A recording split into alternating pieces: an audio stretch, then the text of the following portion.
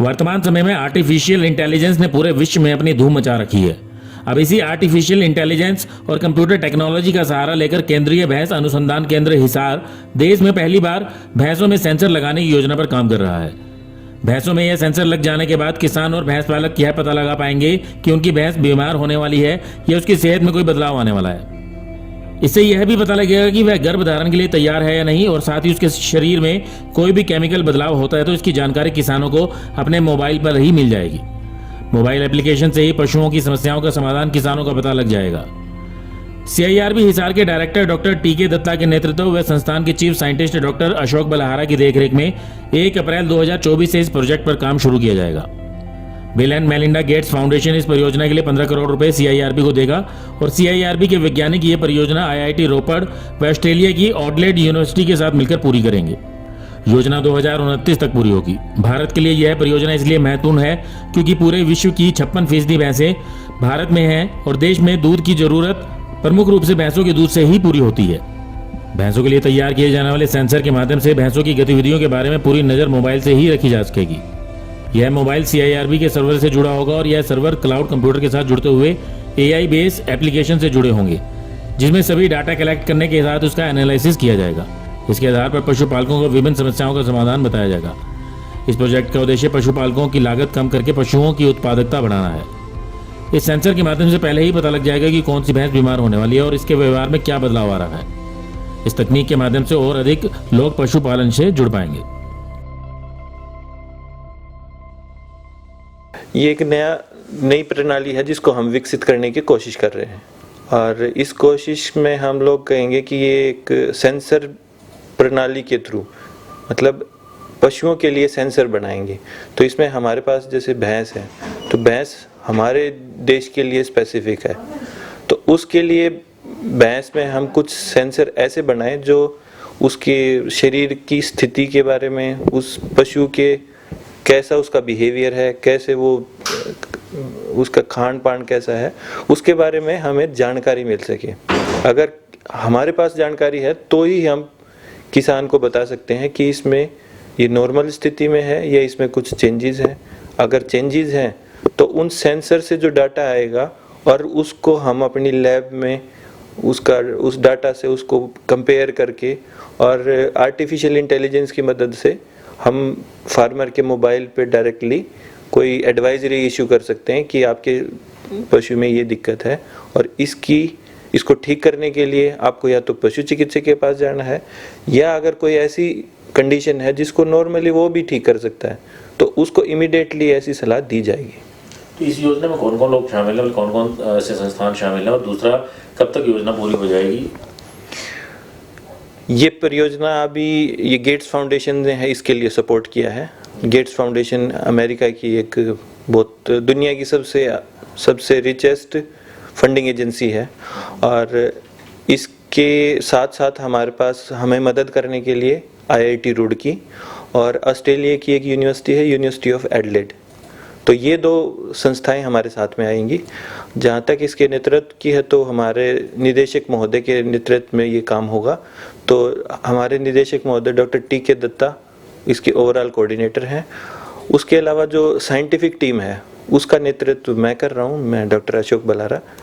और उसके अलावा हमारे पास एक एडवाइजरी कमेटी भी होगी, जो हमारे जो DG साहब हैं वो हैं हमारे DDG साहब, तो उनकी मदद से एक एडवाइजरी कमेटी होगी और ये शुरू होगी 1 अप्रैल 2024 इसी वर्ष से, और ये 5 साल की परियोजना है। 5 साल के बाद हम लोग 2029 तक, तो उसके बाद हमारे पास अगर कुछ इससे कुछ ये कामयाब होती है तो हम इसको अप स्केल करके ज़्यादा पशुओं में करेंगे। इस परियोजना के अंदर हम लोग लगभग 2000 पशुओं में ये करके देखेंगे। तो जो ये बात कर रहे हैं हम चिप की, वो चिप पशुओं के अंदर कैसे जाएगी और वो डाटा कैसे इकट्ठा करेगी? इसमें हम लोग इसके कई तरीके हो सकते हैं। अभी हमारे पास ऐसे कोई टेस्टेड प्रोडक्ट नहीं है, तो इसके लिए क्या है कि जैसे स्मॉल सर्किट्स, कुछ इलेक्ट्रॉनिक आइटम्स ऐसे बनाए जा सकते हैं। जैसे अगर उदाहरण के लिए अगर हम बात करें तो घड़ी के अंदर हमारा एक एक्सीलोमीटर होता है, एक गैल्वेनोमीटर होता है, और उसकी मदद से हम लोग कितनी एक्टिविटी हम कर रहे हैं वो घड़ी हमें बताती है कि इतने कदम चले हैं, इतने कदम आप, इतना आप बैठे हैं, आप इतना सोए हो। तो इसी तरह की पशु के लिए भी आप बना सकते हैं, ऐसे आज के दिन साइंस कहती है। तो इसका एक डिज़ाइन हमें तैयार करना है और वो डिज़ाइन करने में हमारी मदद करेगा IIT रुड़की। उसके अलावा यूनिवर्सिटी ऑफ एडलेड, वहाँ पे भी ऐसा काम हुआ है। तो उनकी मदद से हम ऐसे डिज़ाइन तैयार करेंगे, फिर उन डिज़ाइन को हम बनाएंगे, IIT रुड़की बनाएगा, और उस बना के फिर हम अपने पशुओं में लगाएंगे। उस पशुओं में लगाने के बाद डाटा हम इकट्ठा करना करेंगे। तो इसको आप कई तरह से बना सकते हो। तो इसमें एक जो पशुओं के लिए एक स्पेसिफिक जो हम लोग सोच रहे हैं, एक रूमन बोलस सेंसर के नाम से। तो उसमें क्या होता है कि जैसे गोली होती है पशुओं के लिए, आप टैबलेट जिसकी बात कर रहे हैं, तो वो काफ़ी बड़ी टैबलेट होती है, उसको पशु के पेट में डाल सकते हैं हम। उस टैबलेट के अंदर वो सेंसर लगे होंगे और उसकी मदद फिर जो हमारे मोबाइल के अंदर कुछ इस तरह से है ना, उसका रिसेप्टर्स होते हैं, ट्रांसमीटर्स होते हैं, उनकी मदद से वो सिग्नल कैच करेगा और उन डिजिटल सिग्नेचर को कंप्यूटर, हमारा जो सेंट्रलाइज्ड सर्वर होगा, उसके ऊपर आएंगे और वहाँ से फिर वो साइंटिस्ट के डेस्क पे चला जाएगा और वो उसको एनालाइज करेगा। स्पेसिफिकली ये बता दीजिए कि किस तरीके से जो डाटा इकट्ठा होगा उससे हम क्या क्या चीज़ें पता लगा पाएंगे। स्पेसिफिकली जैसे हम बात कर रहे थे दूध कब देना है या गर्भवती कब हो पाएगी या बीमार होने के चांसेस, उस तरीके स्पेसिफिकली बता दीजिए। हाँ, तो इसमें जैसे सेंसर है ना, कई तरह के हो सकते हैं। जैसे एक जो पहला एग्जाम्पल तो यही है कि अगर उसमें भैंस के अंदर जैसे तापमान है, अगर उसका तापमान बढ़ रहा है तो मतलब बुखार की स्थिति है, तो उस तापमान के बारे में हमें पता चलेगा। इसी तरह से हार्ट रेट है, भैंस का तापमान के साथ साथ अगर हार्ट रेट की भी जानकारी अगर मेरे को है तो मैं उसको एनालाइज कर सकता हूँ। उसके अलावा भैंस के पाचन क्रिया में क्या क्या बदलाव आ रहे हैं, तो उसमें उस टाइप के है ना बायोकेमिकल सेंसर होंगे। उसके अलावा जैसे अगर मान लिया मैं एक सेंसर ऐसा है जिसको जैसे ग्लूकोमीटर में हम ग्लूकोज की मात्रा पता कर सकते हैं।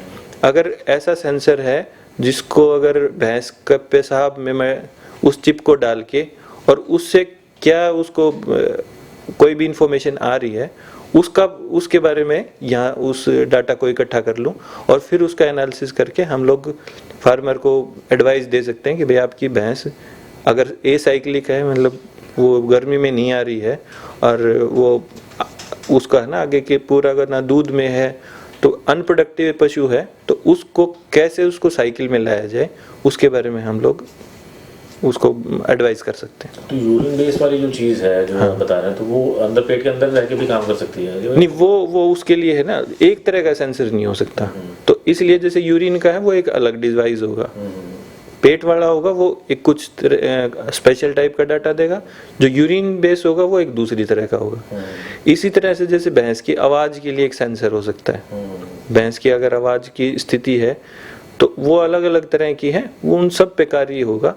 आज के दिन हमारे पास क्योंकि ये कहीं पे भी अवेलेबल नहीं है, इसलिए इस रिसर्च को मतलब हमारे संस्थान ने, हमारी जो Indian council of agriculture research है ICAR, उसने, हमारी सरकार ने ये सोचा कि प्रिसीजन फार्मिंग जब हर फील्ड में आ रही है तो इस फील्ड में भी होनी चाहिए। तो इसी तरह से ये एक जैसे एक टेलीमेडिसिन की आप बात करते हो तो उसी टाइप का एक ये कंसेप्ट है जिसको अगर हम ब्रॉडली कहें तो ये प्रिसीजन फार्मिंग है। प्रिसीजन फार्मिंग से सबसे बड़ी एडवांटेज क्या होगी कि आपकी रिसोर्सेज का है ना बेटर यूटिलाइजेशन होता है, आप चारा भी उतना ही दे रहे हो, प्रबंधन में सबसे ज़्यादा मदद मिलेगी। तो उसमें आप जो पशुओं पे खर्च कर रहे हो उसको आप रेशनलाइज कर सकते हो, प्रोडक्टिविटी बढ़ा सकते हैं, प्रोडक्टिविटी बढ़ जाएगी, आपकी रिसोर्स एफिशिएंसी बढ़ेगी।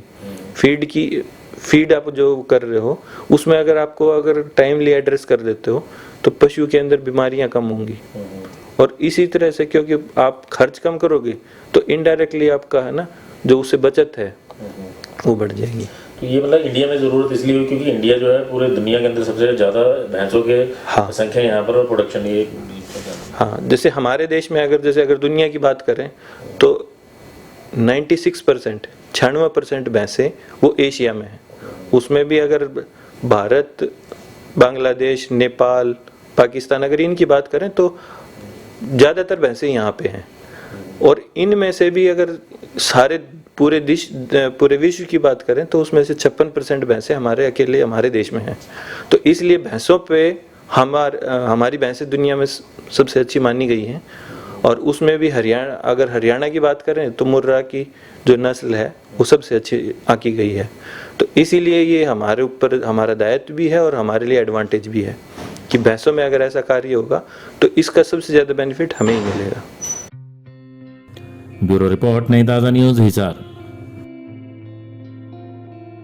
लेटेस्ट वीडियोस के लिए सब्सक्राइब करें हमारा चैनल नई ताज़ा न्यूज़ और दबाएं बेल आइकॉन ताकि आप मिस ना करें कोई भी अपडेट।